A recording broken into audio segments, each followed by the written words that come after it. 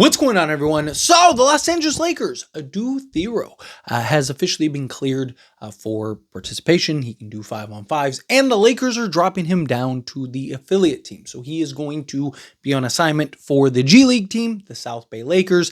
And this is a huge step in the right direction to get Adou Thiero on this team, on the main roster, and maybe even get some quality minutes this year.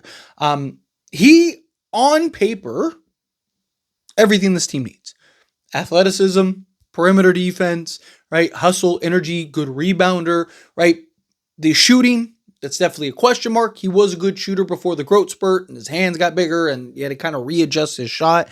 But whether he actually gets meaningful quality minutes this season, he's a rookie. Lakers are trying to win a championship this year. Got a lot of guys, Marcus Smart, Jared Vanderbilt, so on and so forth, right? Like the projection of him and what he could be, right? Even Rob himself said, OG type of player, right? You think of the potential future of the Lakers, particularly with Luka Doncic and Austin Reeves. Austin Reeves is playing out of his mind, right? Like guys hitting game winners, putting up 90 points in 2 games. Like the guy is just otherworldly right now. But if you're going to have Luka Doncic and Austin Reeves in particular, you need athleticism, you need perimeter defense, you need shooting, you need things to kind of complement that and kind of offset and mask some of the weaknesses that they have. Luka and Austin Reeves have been much better defensively this season. Obviously, Luka Doncic only had for a couple games, but Austin Reeves has been better in getting after it more on the defensive end. Luka Doncic looked better defensively, more active on the defensive side pre-injury. So if those two can just be serviceable. Not looking for them to be elite, looking for them to even necessarily be great, just be served. Don't get torched every possession. And then have DeAndre Ayton, who has been great for the Lakers this year, right? Guy's basically a walking double-double. 2 Timberwolves games in a row outplayed Naz Reid and Rudy Gobert combined, right? Like he's been great. And he's doing it without Luka, who is supposed to be the real ceiling raiser for him. You're seeing him and Austin Reeves' relationship and just their chemistry starting to build and grow more, right? Like, you look at this team and it's like, okay, Luka Doncic, Austin Reeves, and DeAndre Ayton are going to be the 3 main guys. We'll see what happens with Jake LaRavia. If he kind of continues to progress, he looked great in the last game. I thought he's been fine, period, right? Like, people look at, like, oh, if you're not scoring 20, you're not doing what you're supposed to do. The guy's been rebounding well, playing defense. Again, go look at him and his defense against Jimmy Butler. Go look at his defense against Anthony Edwards. Guy's been getting after it defensively, rebounding the ball well, making plays, impacting the game in other ways, other facets beyond just scoring the basketball. Hopefully now his offense starts to kind of come through, give us that all-around effort. But we'll see what kind of happens to him. But let's just stick with Luka, Austin Reeves, and DeAndre Ayton. Right? Ideally, you want 2 athletic, versatile defensive pieces. In a perfect world, Jared Vanderbilt magically becomes a 35 to 36% three-point shooter. And then somebody like Adou Thiero ends up evolving and becoming another Jared Vanderbilt, but maybe 37, 38% from three-point range. You have that, you're probably winning multiple championships at that point because of what Luka, Austin Reeves can do, their shot creation, right? Their ability to score the basketball, DeAndre Ayton giving you that interior presence, that athleticism on the inside. He's been great defensively, defending out on the perimeter, defending in the pick and roll, defending and being a rim protector and shot blocker and all of those things, right? Start putting all those together. All of a sudden you look up and it's like, man, this team could be special, right? Maybe it's an Arthur Kaluma, or maybe it's a guy that the Lakers end up drafting at some point or signing at some point or trading at some point, whatever. But Adou Thiero is a guy that projects to be everything this Lakers team needs and then some, right? Because again, talk about a guy that's 6'7", 6'8", 7'1" wingspan, 41-inch vertical, excellent slasher, excellent cutter, a guy that can finish with both hands around the rim, can finish through contact, right? He is coming in. One of the big kind of talking points was that, like, he's a better finishing Jared Vanderbilt. He was projected and looked at as one of, if not the best defensive players out of college, right? One of the guys in this draft that, like, you're looking for defense, He's the guy to bring in. You're looking for athleticism, he's the guy to bring in. One of the most athletic, best defensive players in the draft. And the Lakers were able to trade up and get him. A lot of it was due to injury, right? And luckily, the Lakers aren't in a position to where they need a rookie to come in and be a superstar, right? Obviously, if he can have an immediate impact, that would be great, even if it's just defensively. Right? Even if it's just him out there and being able to defend at a high level and defend 1 through 3 or 1 through 4 or whatever, right? Like that would be great. But even if they kind of spend this year kind of developing him, he's kind of playing in spot minutes or garbage time or whatever, that's fine. Right? I'm not, even when we drafted him, I wasn't necessarily looking for him to kind of be the answer for the Lakers this season. Lakers have clear needs, right? Like, again, athleticism out on the perimeter defense, ideally some type of two-way player, whether it's an Andrew Wiggins or some other player, some other piece. Lakers at some point are going to need to address that this season. All right.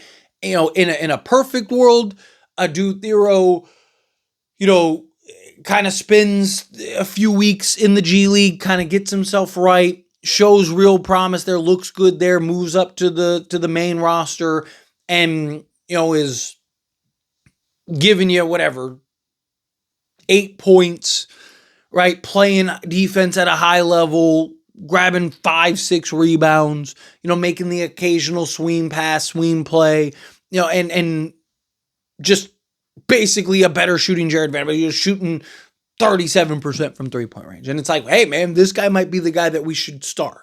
Right? Maybe this is the guy that we're starting next to Luka, Austin Reeves, LeBron, and DeAndre.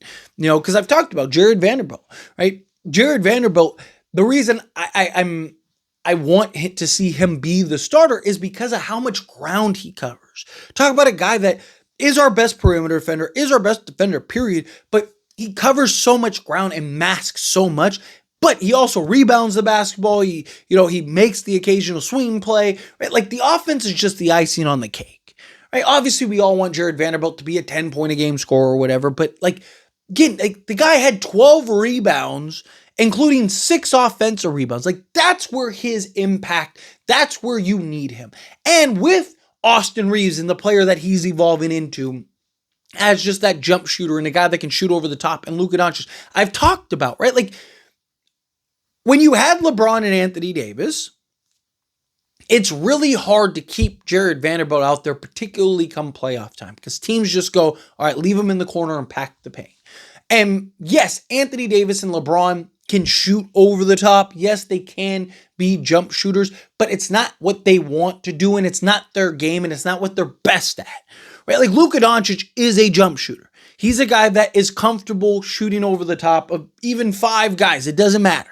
Right? Like you want, with Anthony Davis and LeBron James, more floor spacing. You want more two-way guys. Obviously, you want two-way guys with Luka and Austin Reeves because it makes things easier, but it's not as negatively impactful having Jared Vanderbilt out there as it is with Anthony Davis, where now you have Luka and Austin Reeves and LeBron has even became a much better jump shooter, a much better catch and shoot shooter, taking more threes, hitting it at a higher percentage. Like he's even different than he was even a couple years ago, right? So it's not as harmful when you have Jared Vanderbilt. So even in Adou Thiero, in concept, is if he doesn't have the offense that you're looking for, the shooting immediately, but he can play defense to the level that you need desperately and provide the athleticism, if he can basically be another Jared Vanderbilt, even like a wish version of Jared Vanderbilt, right? Like instead of him being, one of the best perimeter defenders in all of basketball, let's say he's just really good defensively, and instead of getting you 8 to 12 rebounds a game, he's giving you, 5, right? Like, but he's creating turnovers and live ball turnovers, he's impacting the game and giving you an occasional offense, right? Like Adou Thiero is a guy that can make an immediate impact. He's a guy that can be a difference maker, even just minor, right? Like Marcus Smart, Jared Van, like these guys, yes, you want some level of offense from them, but it's all the little things, all the winning plays you have more than enough offense with Luka, Austin Reeves, LeBron James, DeAndre Ayton, Jake LaRavia, Rui Hachimura, right? Like, go down the list. You have enough offense. You're not worried about the offense. It's the defensive side of the ball and the athleticism and chasing down loose balls and being able to get the long ball rebounds. Like, what do teams want to do? They just want to jack a bunch of threes against the Lakers because they know threes lead to long ball rebounds, and we just have to win a foot race against Austin Reeves, Rui Hachimura, and, before it was D'Angelo Russell, now it's Luka Doncic. And teams are like, we can do that. But now if you have LeBron James and Jared Vanderbilt and Adou Thiero and these guys, it's like, oh, now you actually have some athleticism out there. Now you can deploy some athleticism out there. Now you can have these different looks on the defensive side of things and rebounding and all of these things. Like, it could be game changing, even just like, again, with how tight and close the Western Conference, even just a minor adjustment, even a minor play, just a key sequence here and there could be the difference between you winning a series. But anyway, as always, this is a discussion. I pass question to you. Let me know your thoughts and opinions down in the comments. That being said, if you haven't liked this video, hit that like button. Helps me out. We enjoy these types of videos. Truly appreciate it. Not subscribe to the channel, hit that subscribe button. Turn on the bell notifications. Appreciate y'all. See you in the next one. Thank you.